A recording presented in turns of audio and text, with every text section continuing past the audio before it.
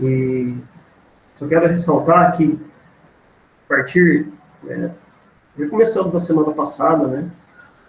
Mas a partir dessa semana e nas próximas também, eu vou abordar os temas que mais caem no vestibulares, né, e no Enem.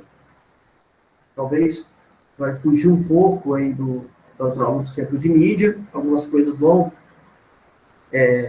estar relacionadas, né, alguns assuntos, e outros vão fugir um pouco, tá? Porque eu acho importante principalmente agora no fim do ano, certo? Que vocês do terceiro ano, né, que vocês fiquem por dentro dos assuntos que é mais cobrado no Enem e no vestibular, certo? Por isso que eu vou abordar esses temas. E um deles é o que a gente vai ver na aula de hoje, que é a globalização. Tá? Bom, infelizmente, né, tem muitos alunos que, não sei por que razão, não estão participando da aula, e a gente tem que pensar o seguinte, que nós estamos aqui, então isso é o mais importante, ok? E aqueles que não puderam participar ou que não querem participar, paciência, né? Eles, quem tiver aí com pretensão de entrar numa universidade pública, tá? O caminho não é fácil, pelo contrário, é muito difícil, mas a oportunidade está aí. Se a gente comparar tempos atrás, hoje é muito mais acessível uma universidade pública, principalmente para as pessoas que tiveram aí a sua vida escolar toda na escola pública, principalmente que estudam à noite, né? E não tem aí uma bagagem para poder entrar numa faculdade boa. Mas hoje, com o Enem, que é a maior porta de entrada da faculdade, da universidade pública, isso mudou um pouco, tá bom? Então, ela é mais acessível. Isso é muito bom. A universidade pública hoje está mais democrática, tá? Então, todos têm chance e oportunidade de entrar, mas basta querer, né? E vocês, eu tenho certeza que querem. Estão aqui hoje. Bom, vamos... Vou compartilhar a tela aqui para a gente começar a falar da aula de hoje.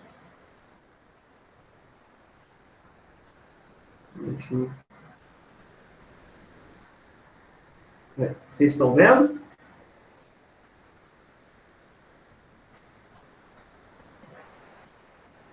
Estão vendo a telinha aí, o compartilhamento que eu fiz? Sim, né? Então tá bom. Então, o tema da aula é globalização do espaço mundial. Em geografia, se vê muito, né? No nono ano,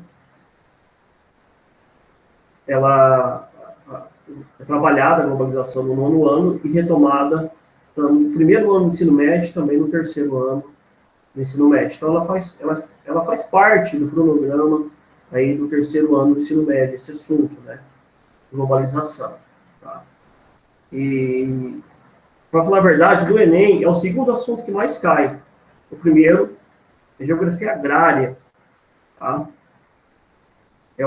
Na história aí do Enem, desde 1998 até hoje, a parte de geografia agrária foi o mais cobrado, que a gente vai ver numa próxima oportunidade. Tá?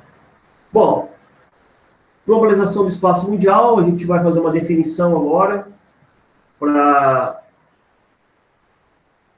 nós entendermos melhor o que significa essa tal globalização, né? Tanto falada, tanto que a gente aceitar que as pessoas a gente ouve falar. Bom, globalização nada mais é que um fenômeno. Pessoal, eu dou essas pausas porque eu tenho que vir aqui permitindo as pessoas entrarem, tá?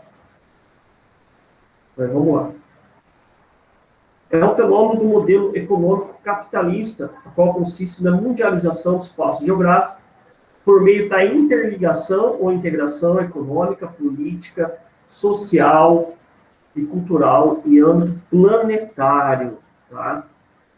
Então, a globalização, né, ela tem essa característica de integração de todos os cantos do mundo.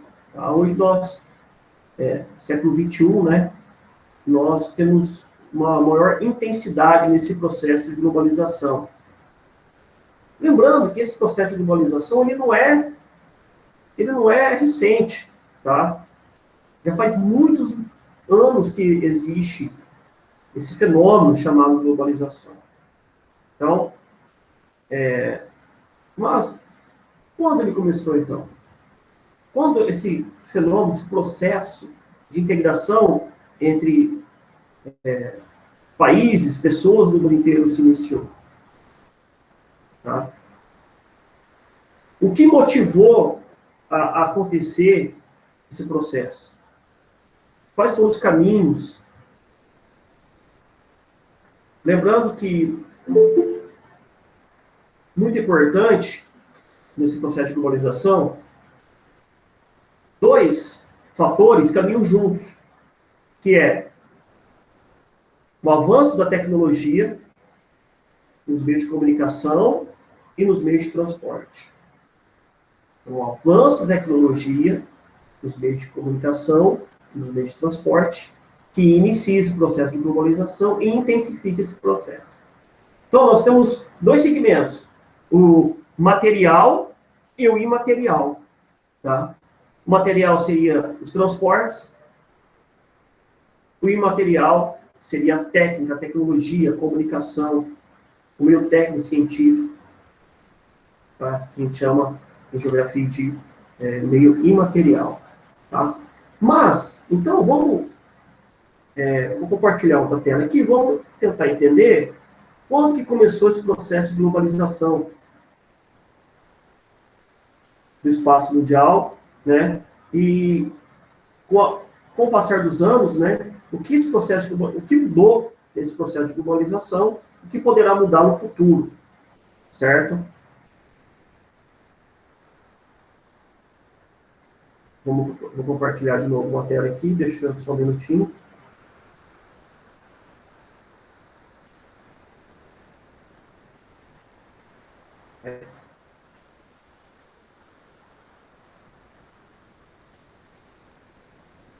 Bom, a globalização tem 4 fases. Esse processo de interação mundial, tá? Interação econômica, política, social e cultural, ela já está na 4ª fase. E ela se inicia, né, lá no final do século XV, com as grandes navegações. Lembra? A palavra-chave da globalização são 2 palavrinhas: transporte e comunicação. Tá? Isso vai fazer com que a globalização se intensifique.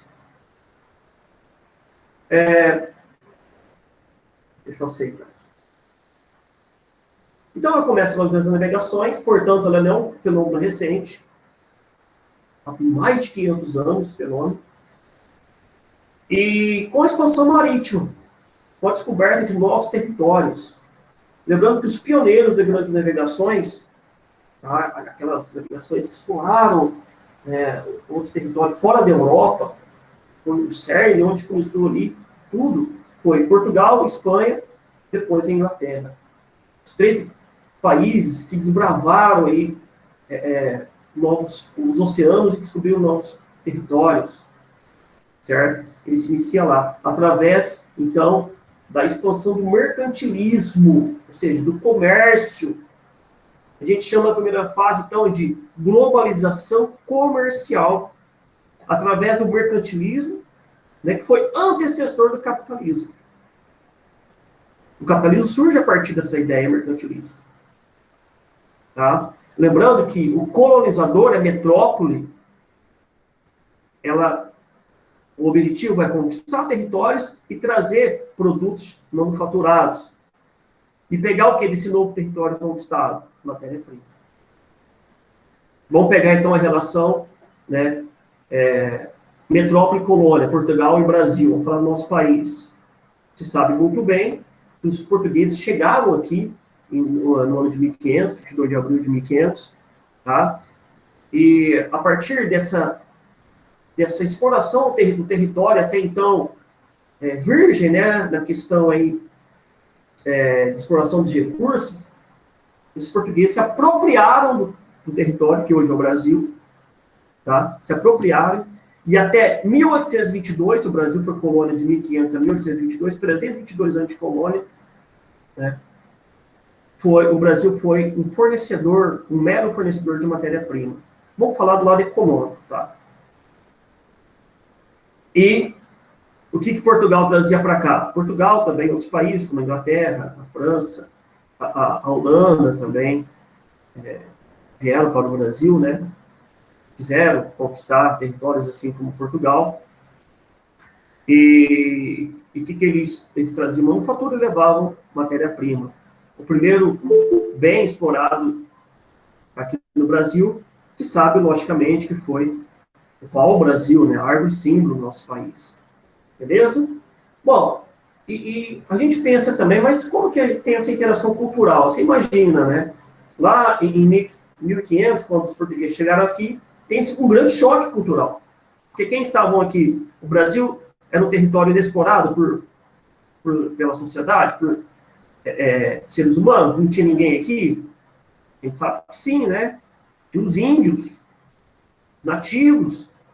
Então, olha só o choque cultural que aconteceu. Né? A Europa já passando da fase da Idade Média para a Idade Moderna, tá? Dominando várias técnicas, avançada, a civilização europeia avançada nessa questão da tecnologia, da ciência, né? E se depara com uma cultura ainda com, vamos dizer assim, costumes primitivos. Porque o índio, o nativo, não só no Brasil, como em todos os lugares, ainda tinha características do homem primitivo. Dependiam muito da natureza. Então, o meio natural imperava no Brasil, né, naquela época. Tá? Só que, como o mundo ainda não estava globalizado, logicamente, né, 1500, certo? Algumas civilizações eram mais avançadas na tecnologia, na ciência, né, no comércio, do que em outras. Né? No caso do nosso país, os índios, como disse, tinham costumes pré-históricos ali.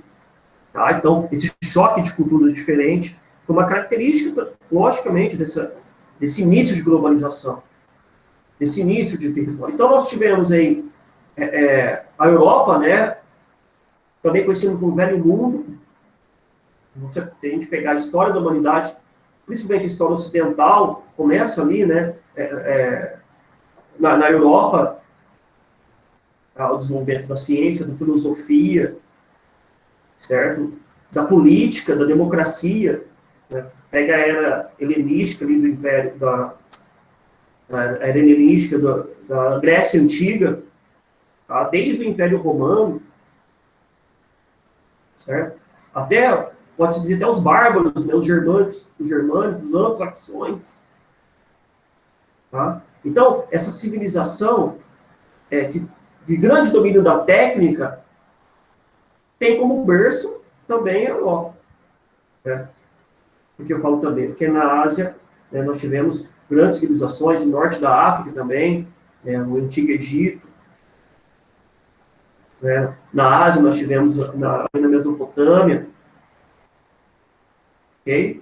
Só que a Europa, a questão ali da região ocidental, tem uma grande relevância na conquista de territórios, na economia, na disseminação da cultura. E isso a gente herda até hoje. Ok? Bom, então essa foi a primeira fase, chamada de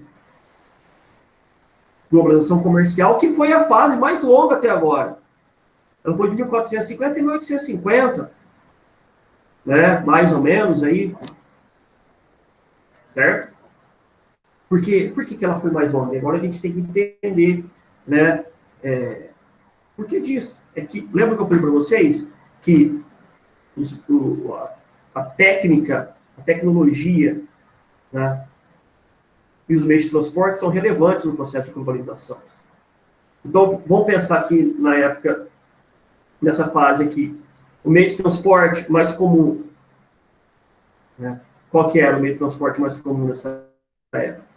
Só se quiserem abrir o microfone ou também colocar aqui no chat, tá? Eu vou ver, para a gente ter uma interação também. Então, o meio de transporte mais comum eram as embarcações. O homem dependia muito ainda da questão da natureza, natural, né? Porque o mar, né, os oceanos, os rios, eram as estradas de hoje. Ela é. Tá? Então, o meio de transporte é muito lento. As embarcações eram, no início, lá, 1500, né, século XVI, movida a vela, dependia do vento. Os aparelhos de localização, tá, não tinha, logicamente, a mesma precisão que os de hoje. Eles se orientavam pelos astros. Às vezes se perdiam, muitas vezes se perdiam no caminho, né? Porque quando, por exemplo, quando as 13 caravelas, lideradas por Pedro Álvares Cabral, quando chegou no Brasil, eles não estavam querendo chegar aqui, só queriam chegar nas Índias, né? Eles erraram o caminho e chegaram no Brasil. Então, era bem devagar, as coisas aconteciam bem lentamente. Havia um processo de globalização, porque havia uma interação, começou essa interação com a América, por exemplo, a Europa, né? Colonizou toda a América, todos os países da América, né, desde a América do Norte, América Central, Sul, tem origem como colonizador países europeus. Né? Se pegar Estados Unidos e Canadá, Estados Unidos colonizado pela Inglaterra, o Canadá colonizado pela Inglaterra e pela França. Tá? Na América Latina, do México, né, América Central para cá, países colonizados por Espanha. A Espanha é o país que mais colonizou aqui no território americano, que mais teve participação como colonizador no território americano. A Espanha. Portugal, aqui no Brasil. Né? Então, esse território que hoje é o continente americano é chamado de Novo Mundo. O Velho Mundo, Europa, África e Ásia, onde as civilizações se iniciaram, desde a civilização mundial, da civilização ocidental. Né? E no século XVIII, XIX, tem o Novíssimo Mundo, que é o último continente a ser descoberto, que foi a Oceania. Oceania, né, descoberta e colonizada pelos ingleses. E por falar em Inglaterra, eu disse para vocês que na América, o país que mais colonizou terras foi a Espanha, só que, se tratando de mundo, o país que mais colonizou foi a Inglaterra. Se eu pegar a Ásia, né, vários países da Ásia, a África, né, Oceania, então praticamente todos os países ali, Austrália, Nova Zelândia, Polinésia, Micronésia e Melanésia, são ex-colônias inglesas. Tá? Posso dizer ali na Ásia, a Índia, por exemplo, Bangladesh, Sri Lanka. Na África, o Egito foi colonizado pelos ingleses. Então, eles têm uma participação relevante na colonização, na expansão do seu território. Né? Isso explica porque até a Segunda Guerra Mundial, a Inglaterra era a maior potência mundial, superada pós Segunda Guerra pelos Estados Unidos. Bom, beleza? Continuando então. Vamos então para a segunda fase da globalização, que tem uma mudança importante aí, tá? Que é a Revolução Industrial. A Revolução Industrial, alguém lembra o país onde se iniciou o ano, mais ou menos? Alguém lembra? Onde tudo começou? Onde as primeiras indústrias se instalaram ali? Qual país? O berço da Revolução Industrial, pessoal, que país? Olha, são questões básicas, tá, de geografia e de história que vocês deveriam saber, tá, onde tudo começou. Bom, vamos lá, então.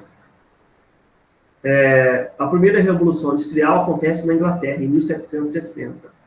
Muito importante. Europa. Tá? Ela se expande depois para outros países. Eu não vou aprofundar a questão da Revolução Industrial, né? Porque aí a gente vai demorar muito, né, para falar especificamente da Revolução Industrial, não é o caso. O caso é relacionar a Revolução Industrial com a globalização, tá bom?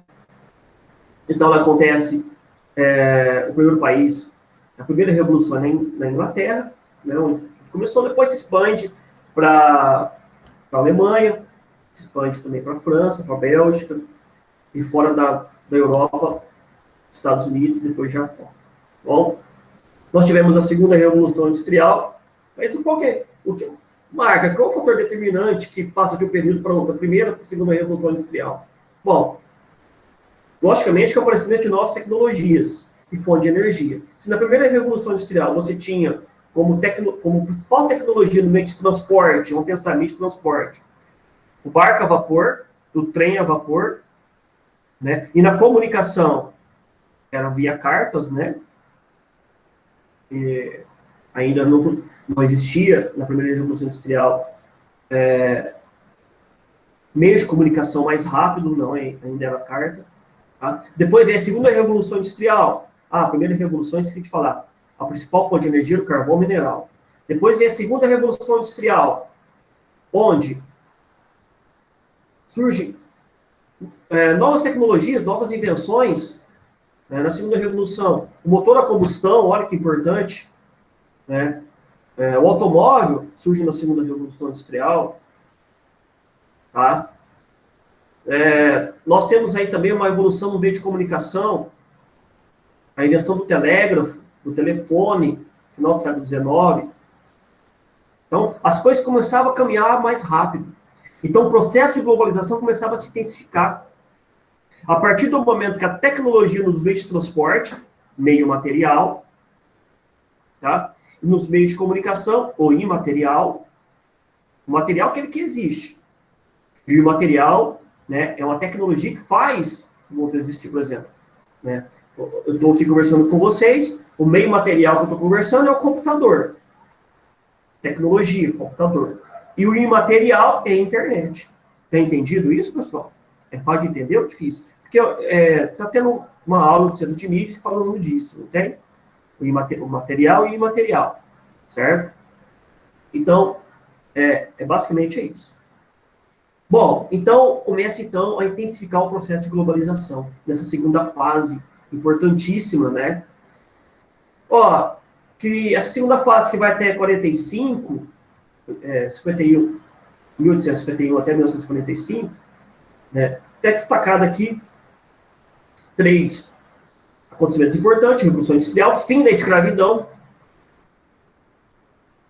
O Brasil foi o último país ocidental a abolir a escravidão, tá?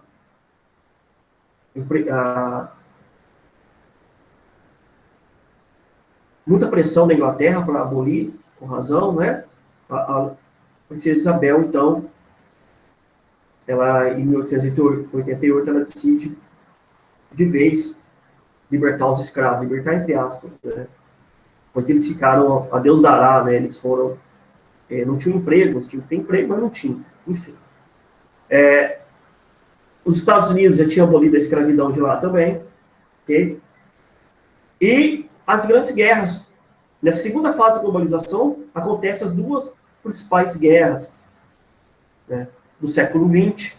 Foi a Primeira Guerra Mundial, 1914 e 18, e a Segunda Guerra Mundial, 1939 a 45.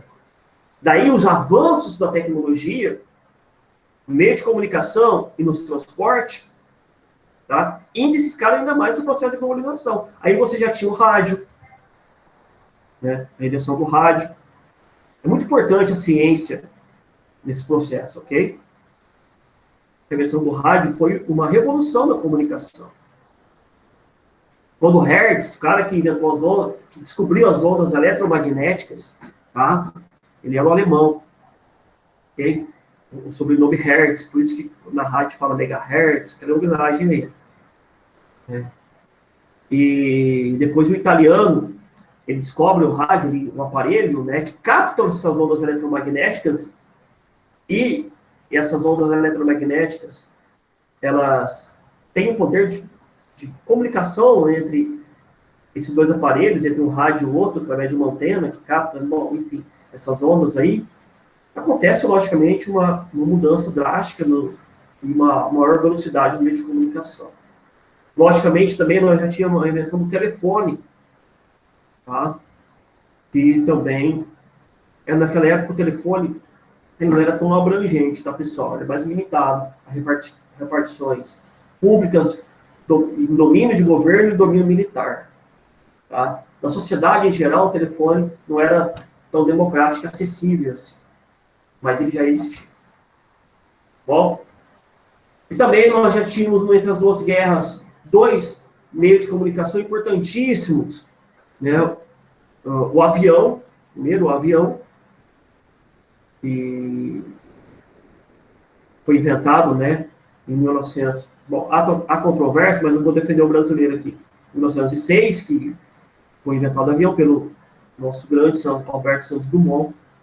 Por que eu falo que há controvérsia? Porque alguns não aceitam essa hipótese do Santos Dumont ter inventado o avião, e sim os irmãos americanos de 1904, mas não há nenhum registro desses irmãos que inventaram o avião, enfim, colocaram no ar, e do Santos Dumont há. Ele sobrevoou a Paris em 1906, e há um registro desse sobrevoo feito pelo 14 bis. Bom, enfim. Só que o avião já tinha sido usado na Primeira Guerra Mundial, motivo que fez com que o Santos Dumont se matasse. Ele viu a sua grande invenção sendo usada para matar pessoas, e ele ficou decepcionado, entrou em depressão e se matou. Né? Olha só, triste isso. Né? E depois, usado também, logicamente, na Segunda Guerra Mundial, o avião. Outra grande invenção, logicamente, também, o automóvel, né, já estava mais abrangente, e sobre o domínio de governo e domínio público também. O automóvel veio para revolucionar os meios de transporte. Na questão da navegação, que é o principal meio de transporte usado nas transações comerciais até hoje, né, já havia inserido o motor a combustão nos navios, o óleo diesel, tá, para aumentar aí a velocidade desses transportes.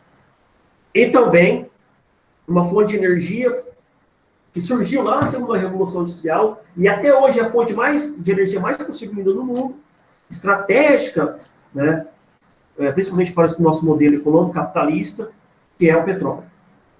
Tá? O petróleo é a fonte de energia mais consumida no mundo ainda.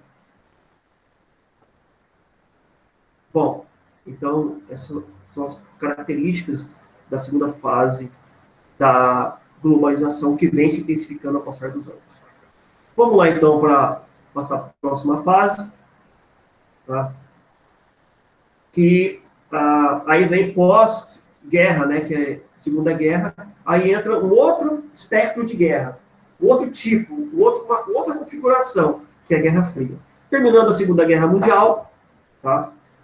Lá em 1945, a União Soviética, né, que estava do lado dos Estados Unidos na Segunda Guerra Mundial, já começa ali uma disputa de poder, em plena Segunda Guerra. Em plena guerra eles eram aliados, mas começa uma disputa de poder e uma disputa ideológica. De um lado estavam os capitalistas americanos, Estados Unidos, e de outro o comunismo, ou socialismo, que queiram, da União Soviética. Tá? Por que começa uma disputa de poder aí? Há um choque ideológico entre o sistema de governo, capitalismo e socialismo. Tá? Então, como há essa demonstração de poder, ela é feita principalmente por meio militar, já que estava aí em plena Segunda Guerra. Uma ação simbólica para demonstrar esse poder, que aconteceu de verdade, mas depois ele simbolizou um poder, foi a entrada, a invasão do Exército Vermelho, que é o exército da União Soviética, da ex-União Soviética, né? Não existe mais a União Soviética. Né? Ela foi feita em 1991, então não existe mais. O Exército Vermelho ele invade a capital da Alemanha, Berlim, tá? A União Soviética, os soviéticos rendem os soldados nazistas.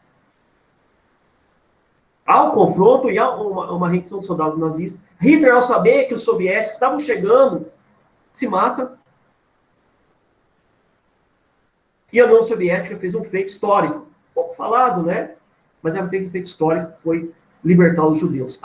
Logicamente que houve uma motivação política para isso, mas também é um ato humano, pessoal.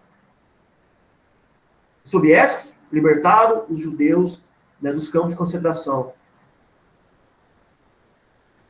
Tá? Os poucos judeus que sobravam, né? Porque eles tinham 6 milhões de mortos.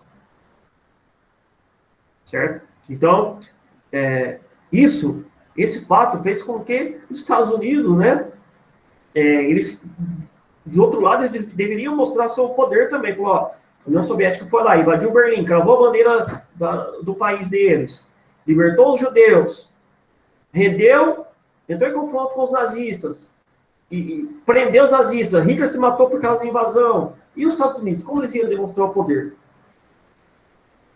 Aí que entra a questão aí das bombas atômicas. Tá?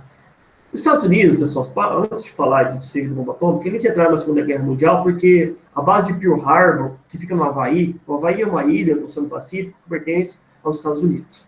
Tá? E ali tinha porta-aviões. Os Estados Unidos estavam na espreita para entrar na guerra. E o Havaí está relativamente próximo ao Japão. Tá?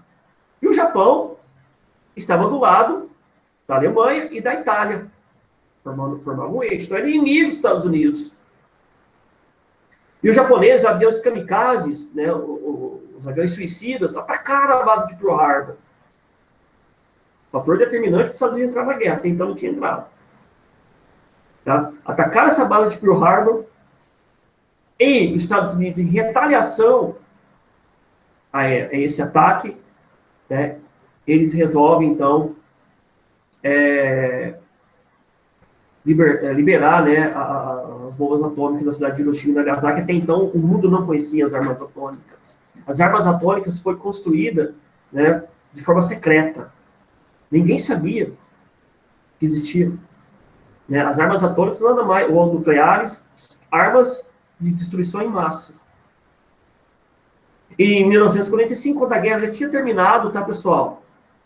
A guerra já tinha terminado. O Japão resistiu à guerra, mas sabia-se que o Japão, isolado, não ia demonstrar poder nenhum.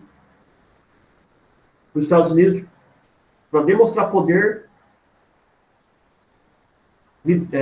lança 2 bombas atômicas. Primeiro na cidade de Hiroshima, depois na cidade de Nagasaki. Aí eles falam, ó, União Soviética, vocês estão se achando aí, eu também tenho um poder militar muito grande, poder político muito grande. Aí começa, então, a Guerra Fria, essa disputa ideológica, uma guerra que nunca veio, às vezes, de fato, né, entre as duas potências, capitalista e socialista, ainda bem, tá? Porque depois a União Soviética começou a fabricar arma nuclear também. Infiltrou vários espiões soviéticos, foram infiltrados, né? Eles tinham uma polícia chamada KGB, e no meio dessa polícia tinha infiltrados que descobriram como se fazer arma nuclear. Tá bom? Os Estados Unidos têm a CIA, que é a polícia secreta norte-americana. Beleza? Aí começa, então, a Guerra Fria. A Guerra Fria, que vai de 1955. Ela termina, na verdade, em 1991, tá? Aqui está marcado 89, porque 89 foi a queda do Muro de Berlim, quando a Alemanha Ocidental e Oriental se reunificaram novamente, certo? E na Guerra Fria, qual a importância e relevância dela para a globalização, para a intensificação do processo de globalização? Muita. Porque como havia uma disputa de poder, um país queria mostrar mais poder que o outro. E principalmente na área militar, esse poder era demonstrado. Tá? Aí surgiu várias invenções nesse período. Essas invenções primeiro teve domínio militar, depois foi para o público. Por exemplo, né? As armas nucleares, tá? A tecnologia das armas nucleares foi se aprimorando. A corrida espacial, o homem começou a colonizar novas fronteiras além da Terra. Em 1961, Yuri Gagarin, o soviético, 1961, tá, pessoal? Pela primeira vez o homem foi no espaço, não o primeiro ser vivo. O primeiro ser vivo foi a cadelinha Laika. Foi experimento, né? A cadelinha, pela União Soviética também, foi pioneira, olha só. A União Soviética, eles caminhavam um pouco à frente dos Estados Unidos, mas depois os Estados Unidos lançavam uma tecnologia melhor. Mas os pioneiros dessas conquistas, primeiro foi a União Soviética. Então, ó, você tem uma ideia. Os satélites. O primeiro satélite a ser lançado no espaço, Sputnik, em 1957. O primeiro ser vivo a ir para o espaço, cadelinha Laika. O primeiro homem a ir para o espaço, não para a Lua, para o espaço, Yuri Gagarin, soviético, em 1961. Né? Aí os Estados Unidos, né, eles já tinham a Agência Nacional Aeroespacial, né, que é a NASA, certo? E eles começam a aprimorar e investir muito nessa tecnologia para explorar o espaço também. Tem um filme muito bom, eu não lembro o nome dele, três mulheres negras, pioneiras, né, na ciência, principalmente nas ciências exatas, que foram importantes para calcular a ida dos primeiros foguetes para o espaço. É um filme, quando eu lembrar, depois, se eu lembrar aqui, depois eu falo. É um filme muito bom mesmo, que fala desse assunto. Então, nós tivemos essa corrida espacial. Em 1969, os Estados Unidos, então, eles lançam 3 astronautas, sendo que um deles consegue pisar na Lua, que foi Neil Armstrong, o primeiro homem a pisar na Lua. Né? Pessoal, então, tudo isso é para mostrar poder tecnológico, poder econômico, poder cultural. Os dois países polarizaram o mundo. O que é isso? Polarizaram. Os Estados Unidos, né, buscavam países aliados a ele. A União Soviética também. Tanto é que a Europa Oriental, certo, era controlada pela União Soviética, os países da Europa Oriental. Como, por exemplo, hoje, a União Soviética era formada pela Rússia, né, e outros vários países, como a Ucrânia, né, como a Hungria, que hoje é a Hungria, Letônia, Lituânia, Estônia, Geórgia, Azerbaijão, Cazaquistão, Uzbequistão, né, Armênia. Esses países pertenciam à União Soviética. Depois que a União Soviética ela desapareceu, né, politicamente, esses países começaram a ficar independentes, tá, e se desprenderam politicamente da União Soviética. Bom, pra você ter uma ideia, a União Soviética tinha 22 mil quilômetros quadrados de extensão territorial. Com a perca desse território, hoje a Rússia tem 17 mil quilômetros quadrados. E ainda é o maior país do mundo de extensão. Bom, a internet surgiu também nessa época da polarização da Guerra Fria. Muito importante, né? Olha a internet hoje. E logicamente que tudo foi, primeiro na área militar. Depois expandiu para outras áreas. Em 1971, então, já tinha domínio, o mundo militar daquela época já tinha domínio da internet. O telefone celular em 1973 foi inventado. Para quem acha que o telefone celular é da década de 90, 2000, não, de 73 ele foi inventado. Só que de domínio militar. Depois passou para o domínio público, né, civil. Certo? Então, para vocês guardarem a terceira fase da globalização, né, no período da Guerra Fria. Então, essa globalização também é chamada de globalização política ou globalização financeira. A questão econômica tinha o papel dos bancos muito importante. Aí os bancos, eles surgiram como credores, principalmente para as indústrias e para governos. Aí, Banco Mundial, né, por exemplo, o FMI, Fundo Monetário Internacional, eles surgem como provedores de dinheiro para os países, principalmente para os países desenvolvidos. O Brasil se modernizou no auge da Guerra Fria. O processo de integração nacional aqui no nosso país acontece no início da década de 60, com o governo de Juscelino Kubitschek. A construção de Brasília, por exemplo, pessoal, a capital do Brasil no meio do nada, no meio do cerrado, até então naquela época não tinha nada, não tinha uma rodovia, uma ferrovia, aeroporto, nada. Tá? Ela foi construída com dinheiro, né, do Banco Mundial, empréstimo do Banco Mundial. Então, naquela época, tinha noção de países, os países eram divididos em países de primeiro mundo, segundo mundo e terceiro mundo. Quem eram os países de primeiro mundo? Os que dominavam a tecnologia. Né? E tinham os melhores PIBs, né? Poder econômico. Os países de primeiro mundo, então, os países capitalistas. Estados Unidos liderando. Aí tinha a Inglaterra, a França, o Japão. O Japão, após a Segunda Guerra, se aliou aos Estados Unidos, se modernizou, adotou o modelo capitalista. Tá? Esses eram os países de primeiro mundo. Quem eram os países de segundo mundo? Eram os países socialistas, liderados pela União Soviética. Né? Fora do eixo europeu, né, nós tínhamos aqui no continente americano, por exemplo, Cuba, país socialista. Tá? Nicarágua, socialista. Os soviéticos flertaram com o Brasil também, né, antes da ditadura militar.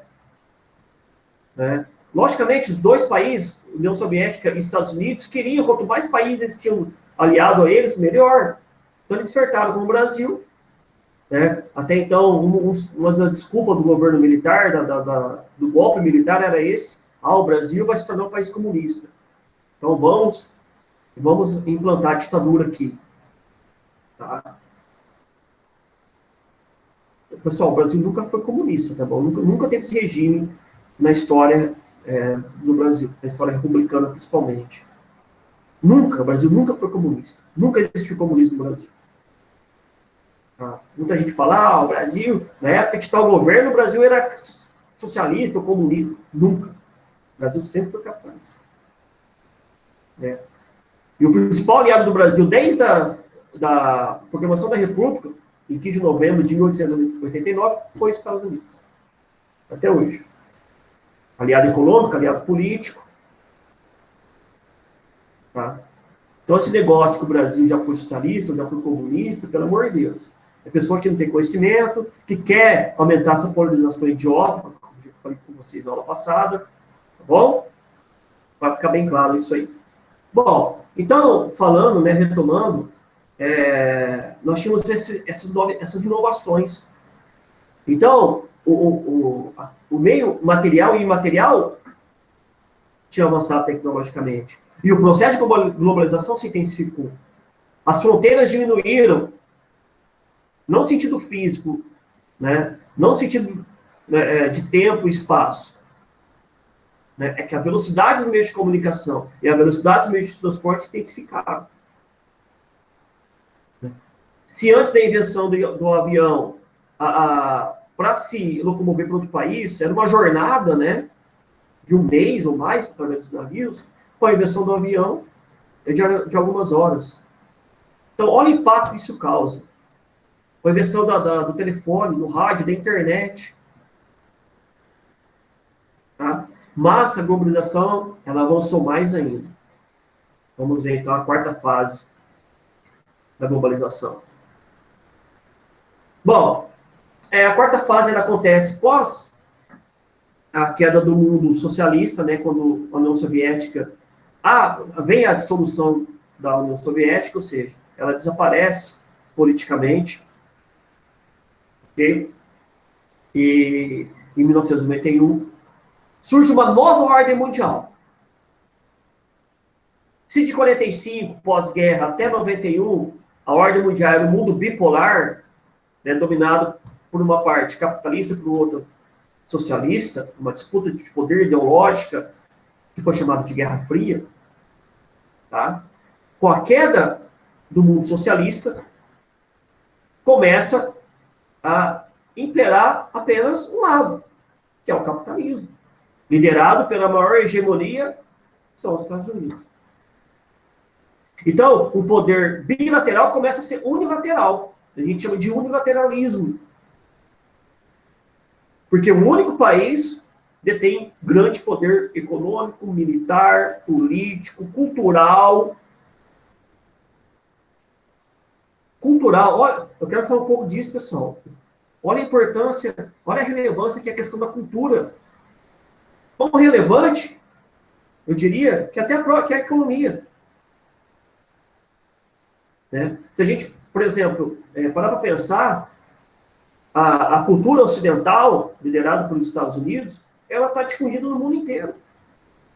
Nas artes, na literatura, no cinema, no idioma, até a questão aí econômica, financeira, moeda, se você pegar aí, se eu vou dar um exemplo para vocês, se um dia alguém for viajar para um país, por exemplo, vou viajar para a Noruega, falar do Noruega de novo, já sabe Noruega. Eu preciso falar norueguês para eu me comunicar lá, pessoal? Sim ou não? Nossa, eu vou viajar, eu vou ficar um mês na Noruega, o que eu vou fazer? Como que eu vou aprender o norueguês? E aí? Eu preciso dominar o norueguês para eu me comunicar? Sim ou não? O que vocês acham?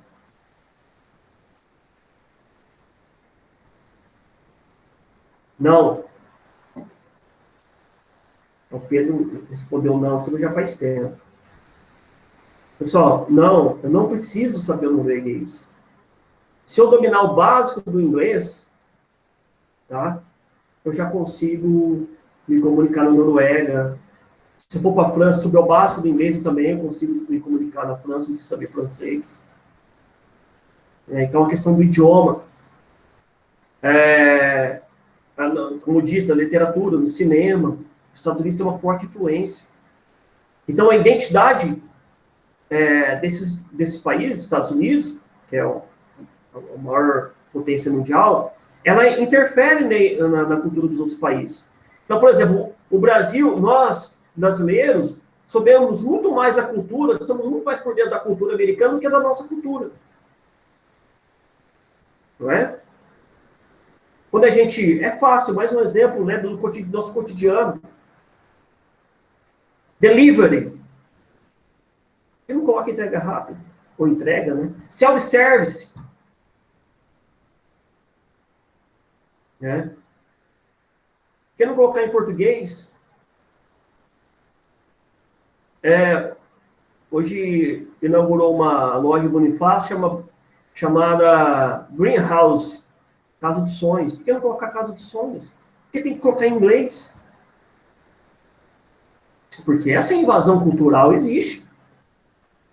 E nós, né, vamos falar a verdade, nós damos muito mais ênfase a essa invasão cultural do que a nossa própria cultura. Não é? A questão financeira. O comércio mundial ele é comercializado através do dólar. Por exemplo, se eu vou comercializar o produto com a China, eu vou comercializar em real? Não, em dólar. A cotação do dólar. Certo? Então, essa influência ela é muito marcante. E ela faz com que essa hegemonia, esse país poderoso, esse império, se torne mais poderoso ainda. Né? Esse é o perfil atual da globalização, tendo os Estados Unidos como maior potência, hegemonia militar, econômica, vai ser ultrapassado pela China, tá? A China não vai demorar para ter a maior economia mundial, mas eles ainda têm a potência militar, a potência cultural, que é muito forte, repetindo. Né? A influência cultural é fortíssima. Vai lançar um filme chinês ou o mesmo filme, vamos imaginar assim, o mesmo roteiro de filme. Só que uma versão americana, diretor, atores americanos, o mesmo filme, mesmo roteiro, mesma história, no roteiro chinês, ator chinês, diretor chinês. Quem vai fazer mais sucesso? Logicamente, é o americano. Então, essa influência cultural é marcante, né? E eles têm isso, os Estados Unidos têm do lado deles isso. Olha só a eleição que aconteceu. Por que o mundo se preocupou com a eleição dos Estados Unidos? Teve a eleição da Bolívia também. Apareceu uma notinha de jornal da eleição da Bolívia. Aí teve a eleição dos Estados Unidos, o mundo inteiro acompanhando. Brigando na internet, né? Eu via pessoas brigando para um lado para o outro. Gente, meu Deus. Até nisso tem polarização. Porque um candidato, o presidente do Brasil apoia um candidato e não apoia o outro. E quem apoia o presidente apoia esse candidato, né, que é o Trump. Né? E quem não apoia o presidente do Brasil prefere o outro lá que ganhou, que é o Biden, democrata. E começa aquela brigueira na internet. Né? Nossa, é muito triste, né, de ver isso. O nosso país tão dividido assim. Mas, enfim. Bom, vamos lá, que está terminando o nosso tempo. Multipolaridade econômica e crise global. Bom, o que é isso, multipolaridade econômica? Eu falei para vocês que os Estados Unidos, né, é a maior potência mundial, é o país central, só que, para a apresentação aqui, tem também as potências regionais. Cada subcontinente, ou continente, ou região do mundo, tem um país que exerce potência regional ou local. Por exemplo, aqui na América do Sul, um país em destaque em termos econômicos, políticos, é o nosso, é o Brasil. O Brasil, por exemplo, é o país mais rico da América do Sul, maior PIB. Tá? Se você pegar na Europa, as maiores potências europeias, ainda são as clássicas, tá, pessoal? Inglaterra, Alemanha, o país mais rico da Europa é a Alemanha. A França, são potências regionais. Se a gente for para a Ásia, quais são as grandes potências regionais da Ásia? Japão, no Extremo Oriente. A China, uma potência econômica gigantesca. O Japão é uma potência econômica, uma potência tecnológica. Tá? Na África, se a gente pegar o norte da África, nós temos uma potência regional ali que é o Egito, o país mais importante da África, naquela região norte. Tá? A maior economia da África Setentrional, África do Norte, pertence ao Egito. A gente pegar na África Meridional, ou subsaariana, nós temos a África do Sul, que é uma potência regional. Né?